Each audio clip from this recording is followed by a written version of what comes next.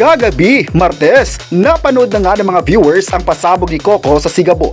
Tuloy-tuloy ang malaaksyong series na talaga namang trending sa online. Sa pagpapatuloy ng kwento ng Sigabo ngayong gabi, hindi talaga naka-move on si Sam sa mga nangyari sa kanila ni Gabo.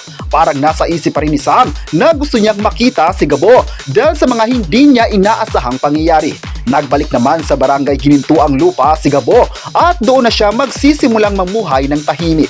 Masaya siya sa kanyang pagbabalik at dala niya ang excitement na makita ang kanyang pamilya na ginagampanan ni Irma Adlawan at Joey Marquez. Marami naman na nagulat sa pagbabalik ni Gabo sa lugar at ilan sa mga tao roon ay di magkamayaw na lapitan siya. Isa sa mga taong naghihintay sa kanya ay ang kanyang kababata noon na ginagampanan naman ni Sue Ramirez. Grabe rin yung pagkagulat ito nang makauwi na sa kanila ang kanyang crush at kaibigan na si Gabo.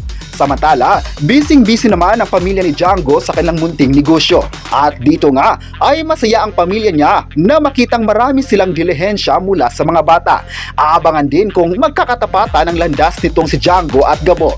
Sa kabilang banda naman ay masasaksihan ngayong gabi ang pag-uusap ng pamilya ni Sam at pinag-usapan nila ang lupain sa lugar ng barangay Ginintuang Lupa.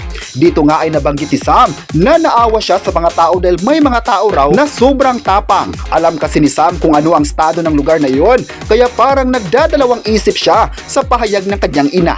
Nagtagpo naman sina Gabo at Django para sa isang madugong labanan. Kitang-kita naman kung gaano galit na galit si Gabo kay Django kaya hindi niya pinalampas ang pagkakataon na maghiganti sa kanya. Malaki naman talaga ang galit niya sa tao na ito na dahilan ng kanyang matagal na pagkakakulong. Matagal din silang nagharap sa laban pero natigil ito dahil sa isang pangyayari. Dala ang itak ay kitang-kita na nag-aapoy ang mata niya para maipakita lang kay Django na nagkamali ito ng kinalaban. At aabangan din ngayong gabi ang mga bagong karakter na lalong magpapagulat sa mga taga-sugid na manonood. Mas intense naman ang episode ngayong gabi, episode 3 sa Kapamilya Online Live at maging sa partner ng ABS-CBN. Hindi talaga dapat bibitaw ang mga manonood dahil mas lalong pagagandahin pa ang bawat episode na hindi pagsisihan ng lahat. Mapapanood din ngayong gabi ang mala international na action scenes na mapapasabi talaga ang mga viewers na iba na ang standard ni Coco sa paggawa ng isang palabas. Bumili din sila sa mga camera works ni Coco na talaga namang pang-international.